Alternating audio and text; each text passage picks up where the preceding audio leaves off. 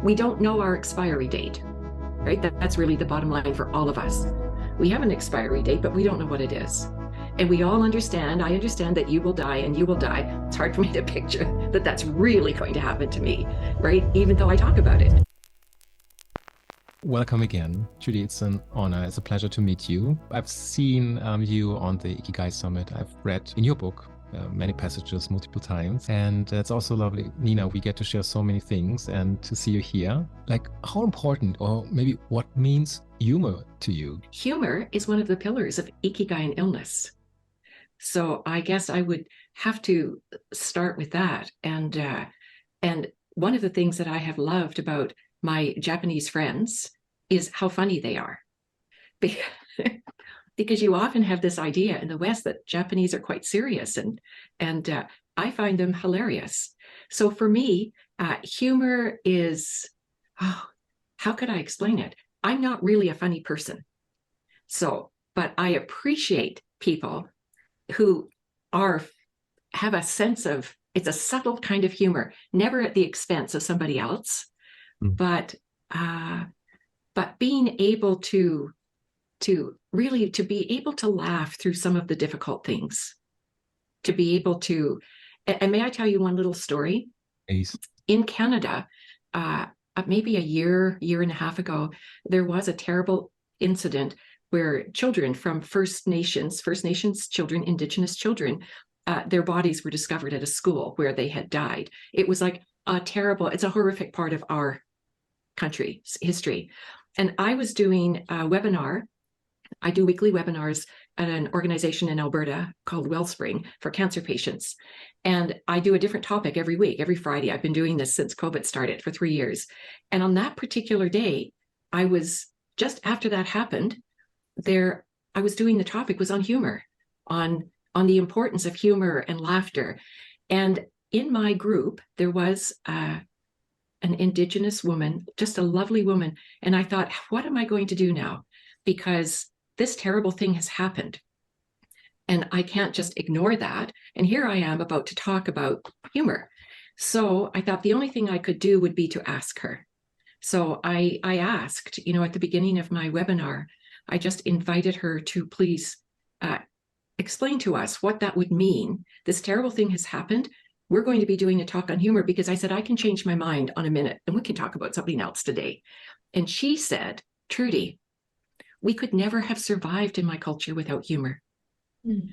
She said, this morning, my mothers, my aunts, my sisters, my cousins, my neighbors, we were all together. And she said, we had so many funny stories to tell each other, and we wept and we laughed. And she said, that's how we survive awfulness.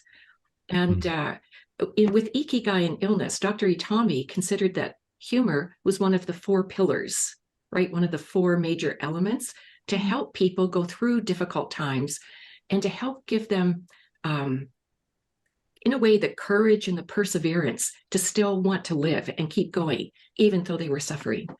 So I don't know if I really answered your question.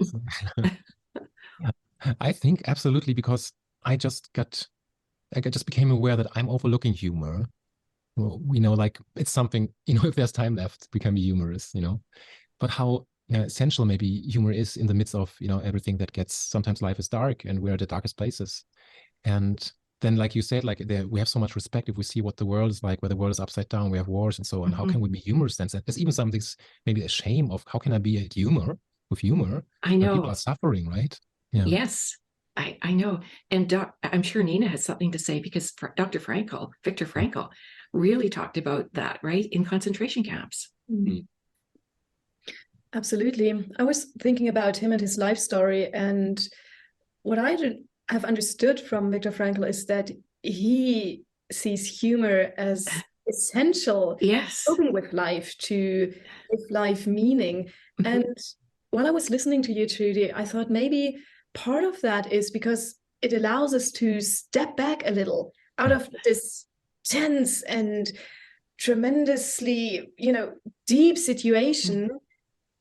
And without ignoring it, also appreciating maybe the playfulness and the lightness in life. So when you asked the question, Montag, for some reason, the first thing that came to my mind was it's a force of life. Yes. And Yes. well, I know these situations where something very dramatic has just happened and it's silent and dense and no one really dares to talk. Yes. Sometimes this tiny bit of humor makes us also human. It And we does. can connect on a different level. So I think that's at least one reason to invite humor in life over and over again, especially during those dark and deep moments of suffering, I guess. May I just add one other little story? Is that one of the things, I always have to speak about Dr. Jinro Itami, because it's really thanks to him who brought Ikigai to my attention and who brought Ikigai as complementary to therapy, not therapy. It gets translated into English as Ikigai Ryoho, as meaningful life therapy, but it's really education. And so one of the things with humor that he really encouraged his patients to do is particularly to try and find something humorous about their situation, right? You could find a good story. You can find all kinds of funny Nasruddin stories and things like this, but to find something about your own. And when I was diagnosed with cancer, the person I really, really found it hard to tell is my mother, who was a very healthy 88-year-old at the time. And but when I did, I thought, how will I do this? I finally told her, and I asked her, I said, so your job, because I knew she would say, oh, why didn't this happen to me, right? And so I said, your job is to find something humorous every day to tell me. You can call me. And she said, Trudy, what could possibly be funny about cancer, right? There's nothing I can do. I said, but you know that I teach this and I talk about humor. So the very next morning, she called me back and she said, Trudy, if I told you once, I told you 100 times. Now look what's happened when you're eating all that organic food. Right. And so like she got it, right? Like she got it. And so I knew right away, she was on my team. She knew what to do, right? But it's that kind of thing, because when people go through terrible illnesses, other people say crazy things to them sometimes, right? That are ridiculous. And they would make friendships get lost over it. But if you could start to see that they just didn't know any better with what they said at that moment, and you can turn it into a humorous story to share with other people going through cancer, it can help. So I just wanted to add that. It reminds me of a beautiful time when I was really spending a lot of time in my work with people with disabilities. And I went with them on trips to the Special Olympics and so. And these were one of the most beautiful people I've ever met. And they're so honest. Yes. And they have a humor, which is, I would say, radical for me, you know. I would dare to use these words. It's like amazing. And at the same time, Judy, and also Nina, also from your perspective, from your personal perspective, and also from the perspective of logotherapy, you know, when I think of friends like Katja's aunt just died of cancer, and I lost a friend of cancer. And when I think of cancer, I get really angry and sad. So how do we come to a place of humor, Judy? I don't know. Yeah, it's tricky, but you know, we need to. I think one of the problems with the Western view is that we think we're in control. We're in charge of our lives, and if we do everything right, we first of all won't ever get cancer. That's one of the problems right there. When you look at the American or Canadian Cancer Society, they say 70% of cancer can be prevented if you do this, this, this, and this. So prevent is on my list of banned words. I don't use it. I use words like reduce the risk or up your chances. But if you would look at the Mayo Clinic website on cancer, they state in no uncertain terms that the majority of people who get cancer have no risk factors. So what happens when we think we're in control and we get cancer, or we think and we look at this person, our friend, who's done everything right and they have cancer, it makes us angry.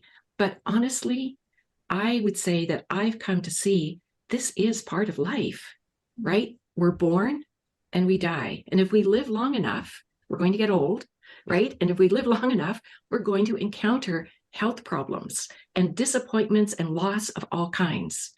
And so there is no way to avoid that kind of suffering, like no way to avoid that suffering. And the only kind of suffering we can avoid is the piggyback suffering, which the Buddhists call it, piggyback suffering, suffering on top of suffering. The why me, it shouldn't have happened, it's unfair, right? It's awful. It is awful, but there isn't fairness in that way.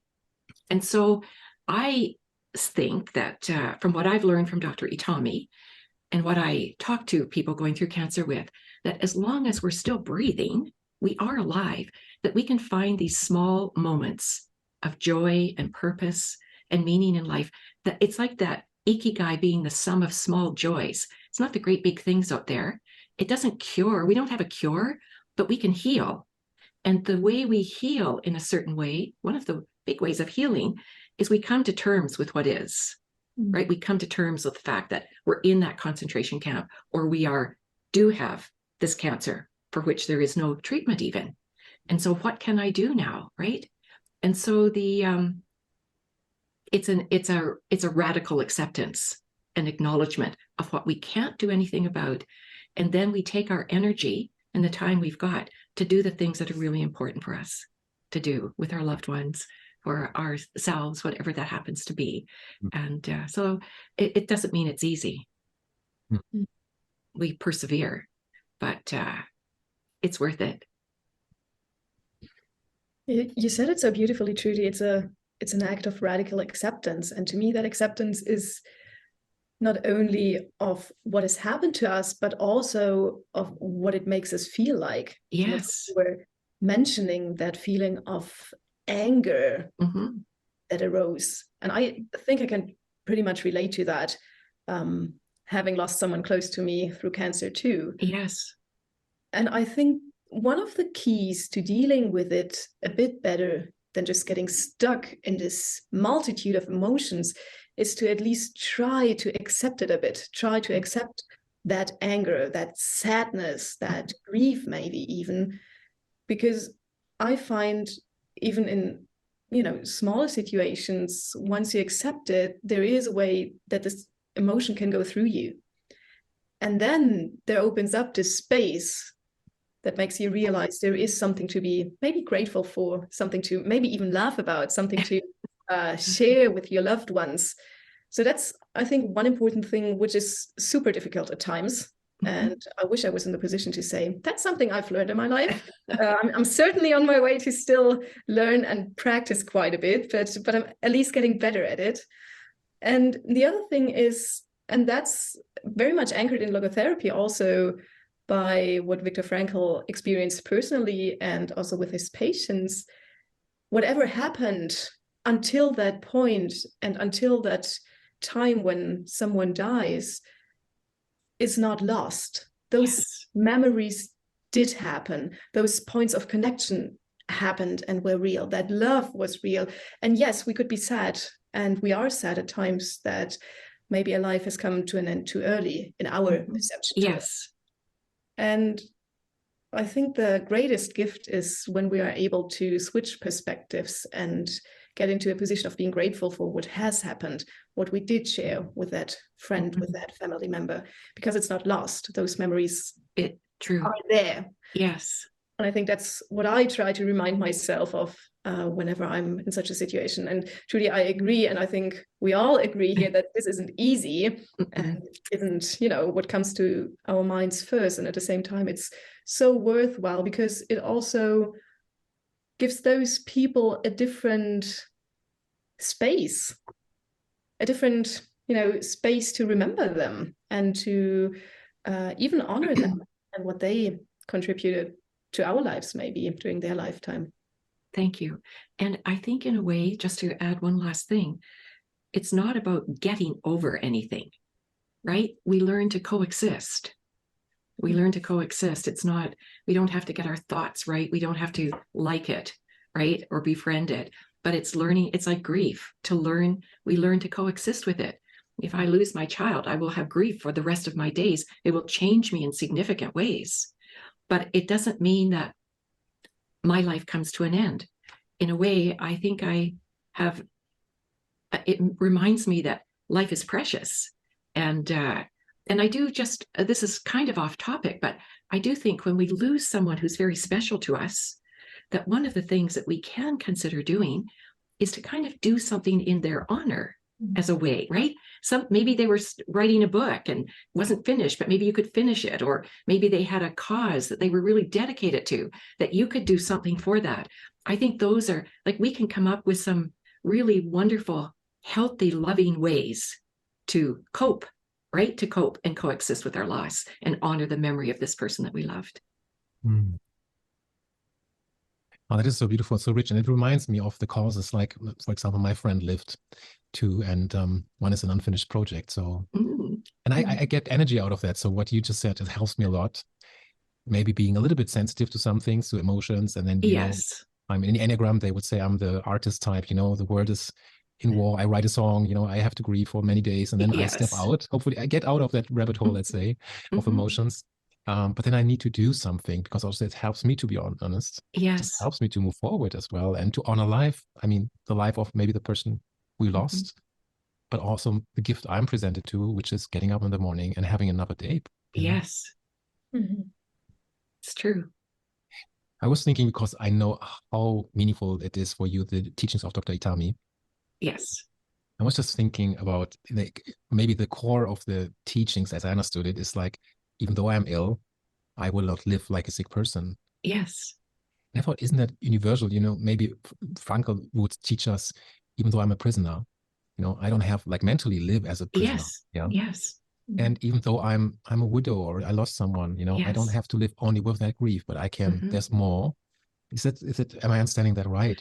You are. And I just want to caution that sometimes a Westerner, particularly, if they hear that, they might think we're talking about denial, which we're not, right? Even though I'm ill, I will not live like a sick person. It's nothing to do with denial at all. But it really has to do, and I think you have the core of it, because it really has to do that when we have something terrible that happens to us, whether it's illness or other things, that we can easily allow that to dominate our entire life. That's the problem. And so that becomes us, right? It becomes, I am the cancer patient. That becomes my life. And with good reason, because your life all of a sudden revolves around appointments and tests and scans, bad news, good news. It takes up a good part of your calendar. However, so it's easy to put your life on hold. And that's a slippery slope and a mistake. And so the idea of, even though I'm ill, I will not live like a sick person, it means not denial, but really you acknowledge the limitations of your current state. Those are absolutely true. And you can still do these other things. You're not just this person with cancer, right? So one of the reasons why Dr. Itami would teach his patients, he would have them learn haiku. They all learn drawing. This was his prescription, right? Besides chemo and radiation. So they took drawing lessons, and you would understand this, because drawing is a skill. So everyone can learn to draw, maybe not for the New Yorker cover, but everyone can learn to draw. And while you're doing that, you're focused, right? Your brain is focused. It's good for us cognitively, and it gives us some mental relief, right? You're there, you're with some other people, you're drawing, and you're producing these small little drawings, like maybe even on a little card like this, some little drawing or a little doodle, right? And you're learning this. Then a part of this work with Dr. Itami, one of the guidelines was to also every day do something for somebody else. So with these little drawing, you might have a little gift you give to your child or your spouse or your friend. You've drawn this silly little drawing and you can give it to someone. And so this aspect, it's not just accepting things and doing nothing, right? It's the acknowledgement and acceptance that this is the way it is. I've got limitations. There's many things I can't do now. However, what are the things I can do? And then you use some of your will to do learning new things, or maybe you were a photographer and you can start taking photos. Maybe you do a little writing, but you learn new things. Dr. Itami would take his patients hiking, and he took a group of patients to climb Mont Blanc. Because, so stretching us physically and mentally, he felt that was actually gave his patients more perseverance and courage than just talking about their illness, right? Talking isn't bad, but he thought that something else was really needed.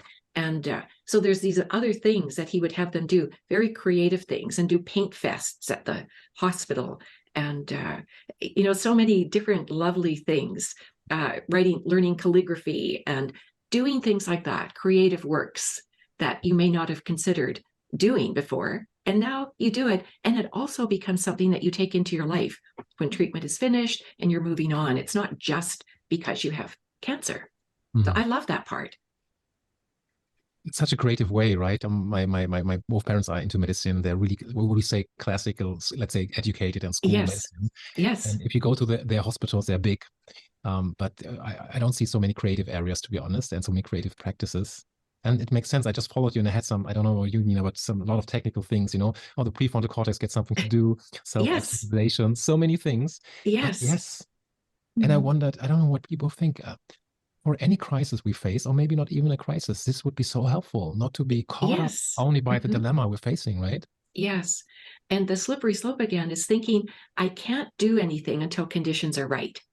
That's the place where people get stuck, is that once treatment is over, once I've had my surgery, once I do this. So that in-between place, you can't do everything, but there's still many things that you can do that can actually lift your spirits or give you like just a little spark of joy. It's not Pollyannish, it's not positive thinking, but it's very much taking an active role in your own situation, in your own treatment, right? As well, that's learning and asking questions and participating, not just sitting there passively until somehow everything's better.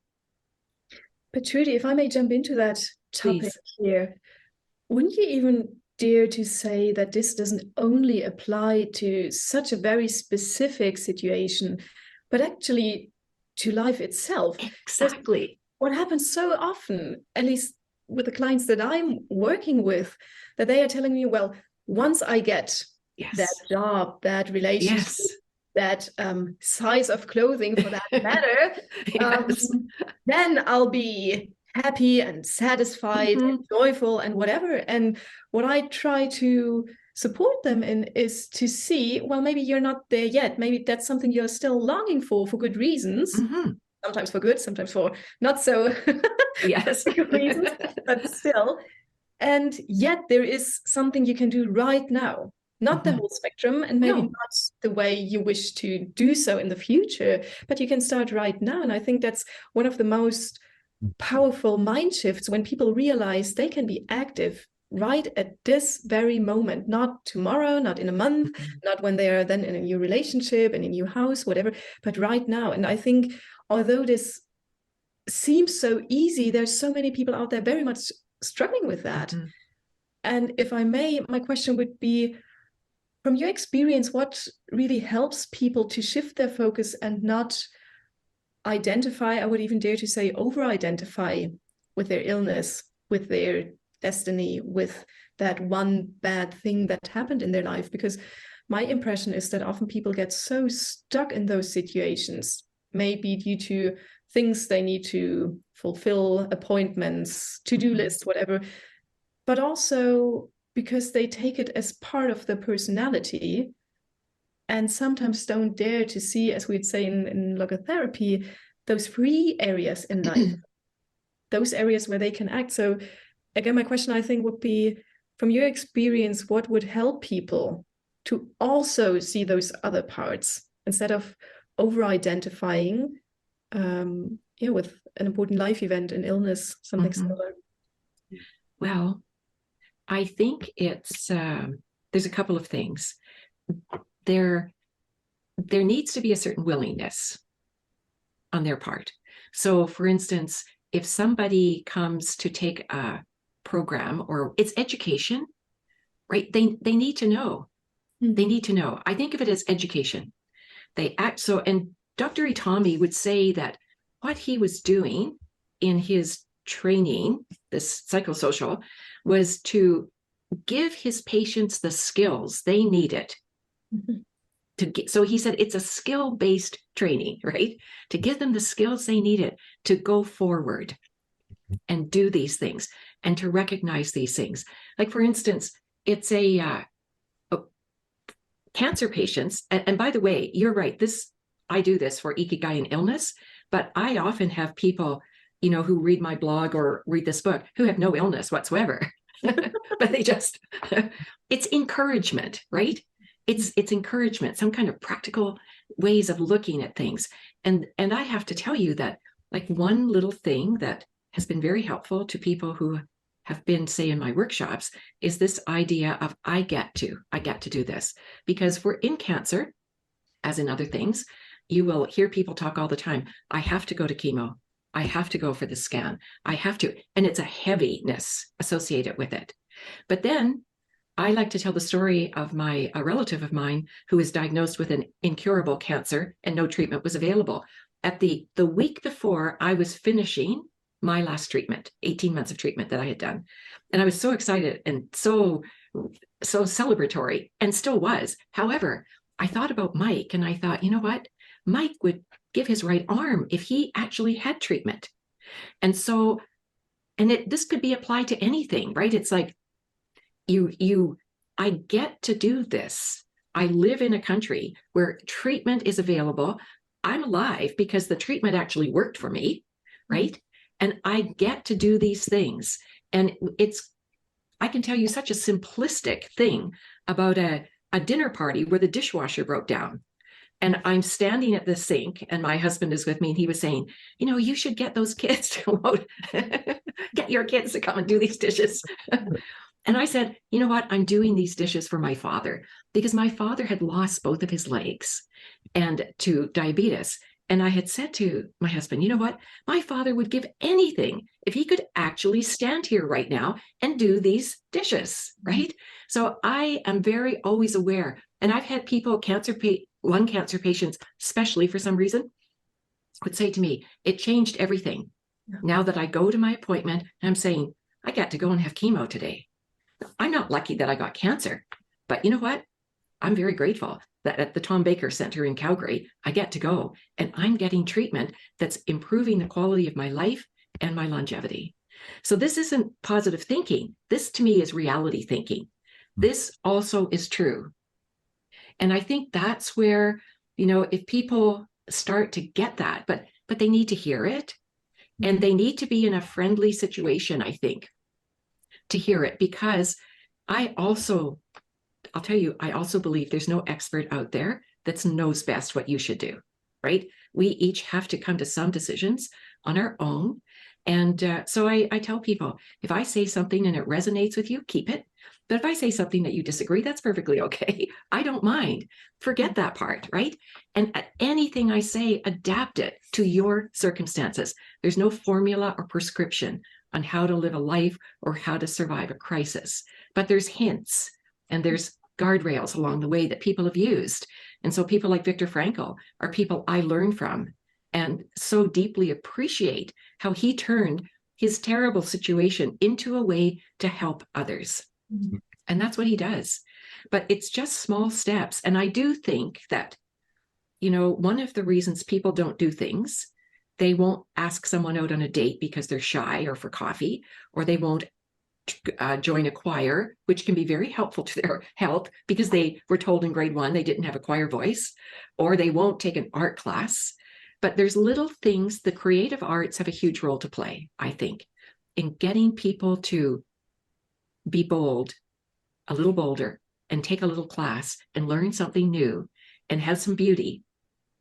You know, it's that getting away from the victim mentality. We are a victim of circumstances, but we don't want to take on that victim mentality. You know, I say, if you're living alone, go buy yourself a bouquet of flowers, right? Decorate your table, use your own best dishes for yourself. Like, do these little things and create some beauty. I'm going to stop talking because I know I'm kind of off topic and rambling. No, I don't know what you know, but I could listen for hours. It's still a bright day on my side and here in Europe, but I thought also I have in mind a little bit, maybe I can invite you both for maybe a second episode, let's see. But I thought, like, Trudy, if it's okay, I would quote you a little bit of something of your life, and then maybe coming a little bit personal to you, because I know someone you hold dear is your grandson. Yes. He can describe perfectly, and that was my work in the last month to talk about Ikigai a little bit, let's say, what are the elements of Ikigai and the true Japanese meaning. But I think he has the perfect description for your ikigai because you found out why you get up in the morning, right? Is that true? Yes, yes. Are you talking about when he asked me if I like coming at 7 in the morning? Yes, can you tell us about that? Yes. So I moved to Ottawa not for the weather, but for my grandchildren, Nina and Montag. And so after I had finished treatment and I'd gone back to work and I loved what I did at Wellspring so much, I thought, I'll do this till I'm 90. And then I asked myself the question, what would I most regret not having done if I only had 2 years to live? And I knew instantly that it would be not getting to know my little grandchildren who lived in Ottawa. So then it took me another period of time to I knew I had to do this. And so those two competing purposes were really hard for me to choose, but I knew I had to choose and come to Ottawa. So I've been very much part of my family's life since Rowan, my youngest grandchild, was 11 months old. And I'm the math and music coach. And, we have dinner together, the family, 3 nights a week. And so he's kind of hung out with me, right, for all those years, and I with him and the family. But recently he asked me a question because now he's 12 and every morning I walk over to their house for 7 o'clock and have breakfast with Rowan, and he leaves for his school at 20 to 8. And he said to me one day, Nana, do you get any joy in coming here at 7 in the morning and having breakfast with me? And I said, I do, Rowan, I really do. He said, that's good because I get joy in having you come here.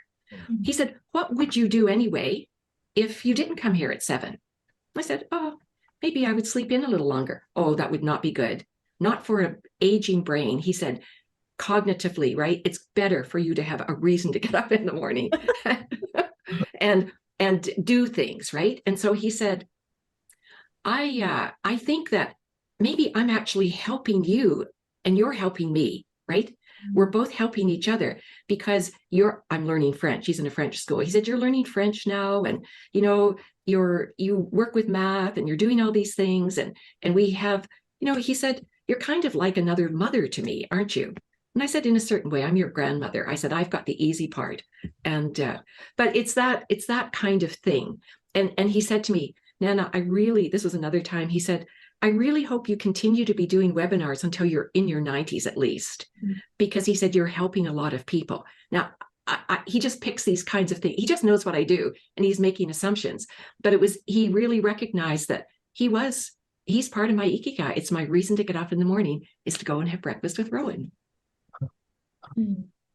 That's beautiful. Yeah, right. Maybe one of the most beautiful, I would say, ikigai stories. I try to use a lot of stories. Yes. That's how you find your way into my book. It's a short chapter, but I will maybe write further, and then I have more details. And just not as a side note, but as a recommendation, everyone who might listen to this is livingwellwithillness.com, and there's your blog as well. And that's how I found you. Besides, I see. Yeah, and the Ikigai Summit, of course, was also something how we kind of crossed our ways crossed. But I was really touched by your blog, and I think we got even like you using the camera to capture, I think, a butterfly or something. So, yes. Yes. So there's something beautiful to discover there. Well, you see, that's another, writing my blog, I write it every Wednesday, every week. This also is part of my Ikigai, right? Because I love photography. I actually rarely use my camera. I'm just using my phone to take photos and so I take photos and then I think about what I'm going to write. And I don't really write a blog the way a lot of people do. I don't plan it out. It's what's happening in the week, something that comes up that sparks my attention on something. And then I write a blog and then I look for photos that I think might kind of work with it. And, but I do it every Wednesday and I love doing it. Just like Fridays, I do my webinar for Wellspring every single Friday, and it's my ikigai. I always feel better after I've done this. Like, I love doing it. So how lucky is that? And then Rowan and my family. So it's, I think that ikigai changes over time. Depending, as we do things differently, as we get older, as we have different experiences, it shifts a little bit. And it's a wonderful thing too, when you think about it. It's so wonderful to actually consider in a very gentle way, what makes life worth living? What are the small things? Not to have a building with your name on it, because people get stuck all the time with the big purpose, I don't know what my purpose is. Like I was like that myself. I don't know what my purpose is, right? How am I ever going to figure out? I have all these interests. And then I find this very simple life that I lead actually gets to include so many of all these interests that I've always had. And yet they're all very ordinary and small and lovely. If I may add to that, I think it's so interesting how you described actually different sources of ikigai and different sources of meaning, because there are different ways that we can reach that feeling of ikigai kan. And I think it is so true what you're saying about how these moments of ikigai can change over our lifetime, depending on where we are and what we're experiencing and what is very present at that very moment. It probably doesn't change from day to day or week to week, but throughout our life, it can change. And I think that's something very human and in itself very beautiful to experience. And I'm almost a bit relieved that you're also touching upon that point that people come and try to find their one purpose in life, which is something that I'm confronted with quite often, actually, when I talk about what I'm doing, and people will be like, but how can I find that one purpose in life? How do I do that? And mostly I answer, well, I don't know. I'm not the person to answer that. I could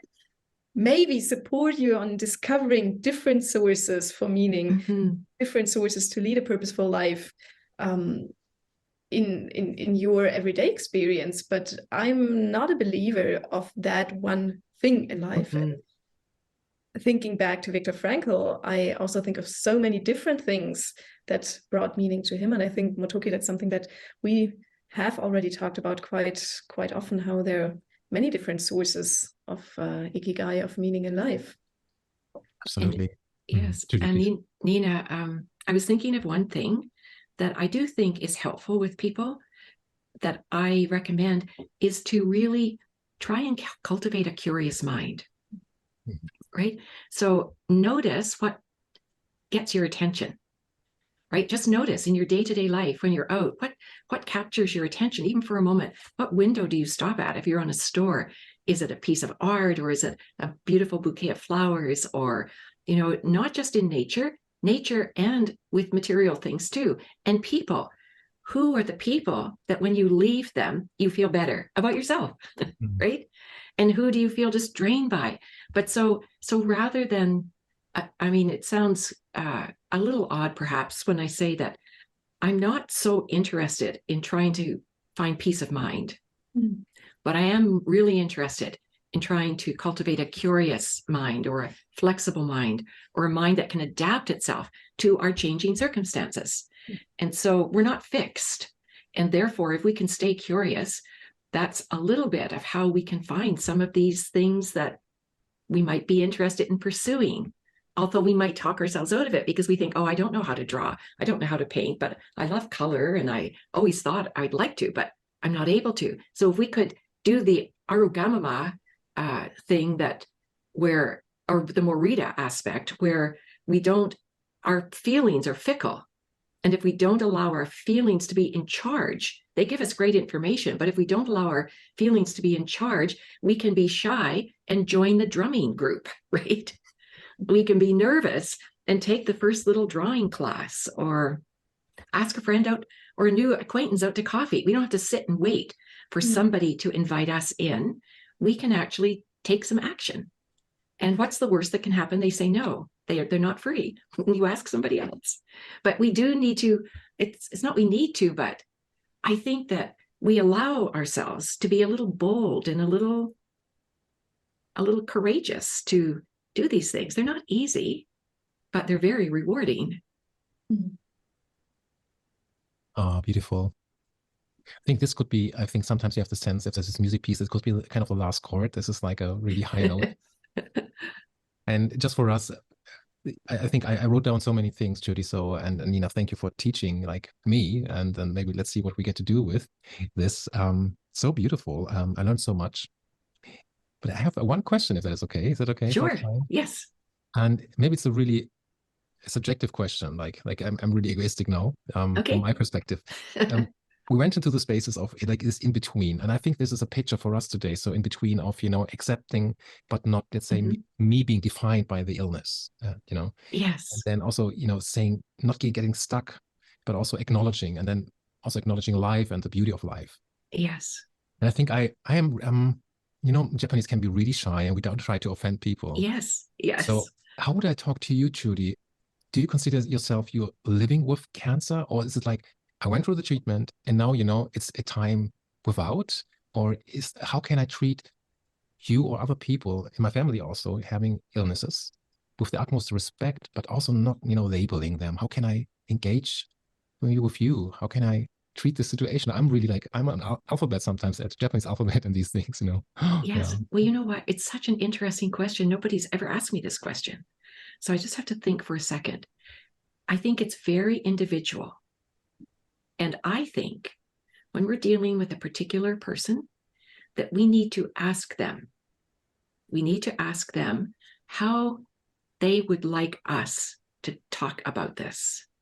Because here's the thing. Cancer, as an example, is now considered to be a chronic illness because it can come back at any time. I know many cancer patients who really resent that label, that they're living with a chronic illness, because they think I've gone through the treatment and that's it, and I moved on, right? I don't think of myself. Everything is different. Some people they want to go into hiding about their cancer. Remember, cancer, until very recently, was never spoken of. In Japan, when Dr. Itami started this in the early 80s, doctors didn't even tell someone they had cancer. No. Right? So it's so individual. As for me, myself, I actually know that I've had cancer. I am very aware it could come back again, but I don't think of myself as a cancer patient. Absolutely not. I just think of myself as this person who went through cancer, who had treatment. I was lucky enough that I'm to still be alive. I'm very aware of that preciousness of life, very aware this could change by a phone call, right? One test and you get a phone call. And so I know of people who get, and when people get diagnosed with cancer a second time, it's worse than it was the first time in most cases. But I think I see myself as a person like both of you. Either of you could get a diagnosis of cancer or heart disease or some other illness that will change your life. And that could happen to me again. But I was asked the question when I finished my treatment by a psychologist, and it sounded like denial, because she said, how worried are you? The assumption was I was really worried. How worried are you about your future health? And I said, this is going to sound like denial, but it's not. I'm actually not worried at all, because I said I wasn't worried the first time, right? It never occurred to me. Nobody in my family had cancer, and never, ever for a second did I think I would have cancer. I thought I might have a heart attack or something. That would be my illness I would have chosen for myself. So I said, I'm not worried about it now either. I'm going to live my life every day the best I can. And we don't know our expiry date, right? That's really the bottom line for all of us. We have an expiry date, but we don't know what it is. And we all understand, I understand that you will die and you will die. It's hard for me to picture that that's really going to happen to me, right? Even though I talk about it. It's just, but we're all going to die. And we're all going to get sick, and it could happen. But the truth is that I actually don't think about it until I get a certain thing. Maybe I'm not a person who ever gets headaches. So all of a sudden I get a headache or something. Ooh, I think maybe it's a brain tumor. So that will cross my mind. But I have what I call my 3-week rule. And that is that if I get something, I wait 3 weeks, because most things will cure themselves in 3 weeks. And if at the end of 3 weeks, I still have this, I'll call my doctor, just have it checked. But in most cases, it's gone. The sore hip or whatever it happens to be. That's just that's not medical. It's my own 3-week rule. Please, can we steal this? I think this is such a great life advice for a lot of problems, for a lot of sorrows we have, a lot of worries we have. I don't know. You can have it. Just wait 3 weeks. You can have it. But back to your original question, Motoki, I really do think that I have seen so many people respond so differently to the difficulties of life. So I am a believer to ask for permission. And I'm a very big believer that I can say to you, I honestly don't know what to say. Can you help me help you? Right. And if they say, I just want to, but the one thing I do know is that nobody wants advice. When people get cancer, the very first thing that happens is that everyone who's ever had cancer or knows someone who has had cancer has a ream of advice for them. It's very disconcerting and very disturbing. I adopt the Zen rule where the Zen master has to be asked 3 times before he or she actually gives the advice. Because I know how easy it is to give advice, right? It's so easy. We see things and yet it's hard. People get overloaded with advice because it comes from the media. It comes everywhere they look. There's advice on what they should have done and what they shouldn't have done. And that part's very hard. It's a blaming part of illness. And I think it probably happens a lot with mental illness as well. There's a blame that gets in there. And before you know it, the surprising thing about getting cancer, if you're a young person, is that you're blamed for it. Or if you ever smoked, God forbid, right? And yet I'm how old? I'm 76. So I grew up in an era where smoking was the default. My doctor smoked, for goodness sakes, when I visited them. Yeah. We were steeped in smoke on aircrafts, in theaters, right, in restaurants. And imagine smoke on was planes. On a plane, right? Like the back half is for the smokers and the front half are the non-smokers. Yeah. The same with restaurants as we transitioned. So, the average lung cancer patient is a 71-year-old man. Of course, that's who it is. Mm-hmm. And whether you smoked or not, you have been exposed to smoking, and you're more likely to get emphysema or COPD or other things. But lung cancer is I'm very, very empathetic and a big support person for people with lung cancer, because they really are blamed so often. Even if they didn't smoke, they will be blamed because people will say, oh, you're lying, right? Of course you smoke. It's that the link is so strong now. Mm. So, by the way, I'm not an advocate for smoking. Please don't smoke. But if you get lung cancer, I'm not going to blame it on you. Nobody knows what turns cancer cells on. It's multifactorial, right? And so we don't know, but we want to know, because we want to know so that the bad stuff doesn't happen to us. If I figure can be in control of my own little life, then I don't have to be worried about cancer or heart disease or anything else, because I'm doing everything right, just so you know. Well, I think there's a wonderful bridge to the beginning of this talk. We said that we, especially in the West, have the tendency to have everything under control. Yes. And we seek so much all the activities, mindsets, whatever there might be, to have our life under control. And maybe just 2 sentences on that. During the pandemic, when it was one of those peaks, I heard a very great interview with Elizabeth Gilbert, and she took questions from listeners. And one of the questions came from a nurse who said, everything is under control here. We don't know how to deal with the situation. What advice can you give us to keep up the work at the hospital? Because it's so important right now. And she responded very calmly and said, you know what? The grief you're experiencing is not that you lost control. The grief you're experiencing is the realization that you never, ever were in control. Yes.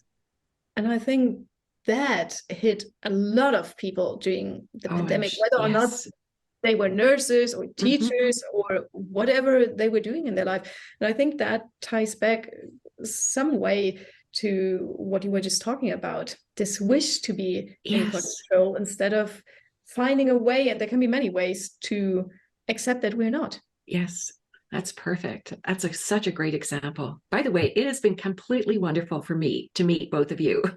Thank you, and also with an appreciation. I learned a ton today. I love the way you make me smile and how it touches my heart.